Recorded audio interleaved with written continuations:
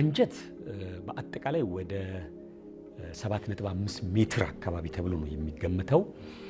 6 ሜትር የትንሹ አንጀት ቁመት ነው።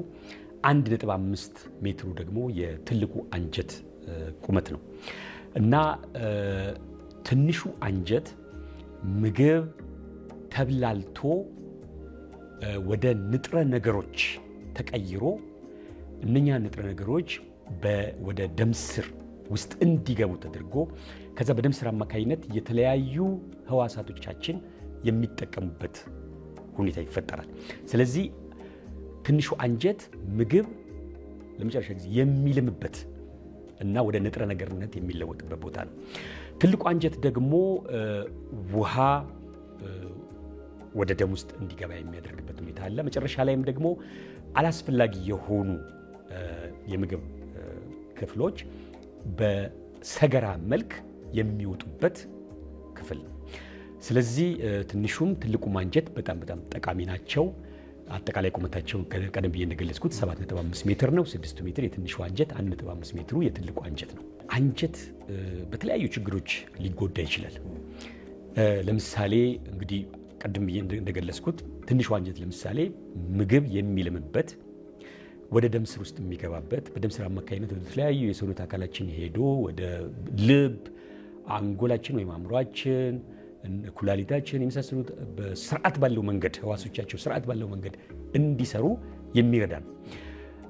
ነገር ግን በተለያየ ችግር ሊጠቃ ይችላል። ለምሳሌ ኢንፌክሽን፣ የአንጀት ኢንፌክሽን በሚፈጠርበት ጊዜ፣ የአንጀት ቁስለት፣ የአንጀት ብግነት የመሳሰሉት ነገሮች በሚፈጠሩበት ጊዜ ምግብ ለምሳሌ ትንሹ አንጀት ምግብን እንዲያልም ሲጠበቅ ይሄ ስራ ሊስተጓጎልበት ይችላል። ስለዚህ እንዲህ አይነት ችግር ያለባቸው ሰዎች ለምሳሌ የደም ማነስ ሁኔታ ሊከሰትባቸው ይችላል።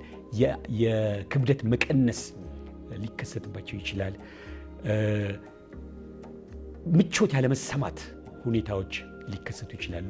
እንዲሁም ደግሞ አንጀት ላይ እጢዎች ሊከሰቱ ይችላሉ። ካንሰር ሊከሰት ይችላል። እነኚህ ሁኔታዎች ሁሉ መተላለፊያውን የምግብን መተላለፊያ መንገድ ሁሉ የመዝጋት ሁኔታ ሁሉ ስለሚኖር ምቾት ያለመሰማት፣ ክብደት መቀነስ፣ የደም ማነስ ሁኔታ፣ የተለያዩ ቫይታሚኖች እጥረት የመሳሰሉት እና የተለያዩ ንጥረ ነገሮች እጥረት ሊያጋጥም ይችላል። ስለዚህ በተለያዩ ሁኔታዎች ሊጎዳ ይችላል። በየጩቤ ጉዳት ይደርስና ወይም በጥይትም ጉዳት ይደርስና አንጀት የሚወጣበት ሁኔታ አለ።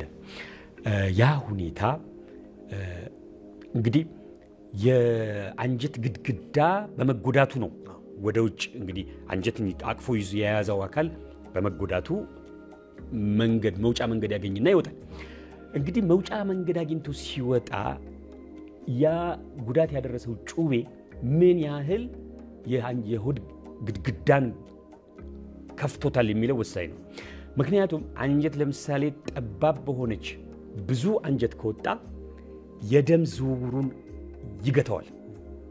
በዛ ምክንያት ታካሚው ጉዳቱ ከደረሰበት ቦታ ወደ ሕክምና ቦታ እስኪደርስ ድረስ ያለው ጊዜ ረጅም ሰዓት ከወሰደ የደም ዝውውሩ ስለሚገታ ሊበሰብስ ይችላል። ስለዚህ እንግዲህ ይሄ ሁኔታ በሚፈጠርበት ጊዜ በመጀመሪያ ደረጃ ለምሳሌ ይህ የተከሰተበት ቦታ አካባቢ ሆስፒታል ካለ እዛ ሲሄድ የአንጀቱ የመበሳት ሁኔታ ከሌለው የሚታየው ከሌለው ያቺን አንጀቷ እንድትወጣ ጩቤው ጉዳት ያደረሰውን ግድግዳ ሰፋ በማድረግ አጣጥቦ ወደ ውስጥ በማስገባት ወደ ለበለጠ ሕክምና መላክ ይቻላል። ነገር ግን የመበሳት ሁኔታ ምናምን ካለ ግን የቀዳዳዋ እቺ በጩቤው ምክንያት የተፈጠረችው ቀዳዳ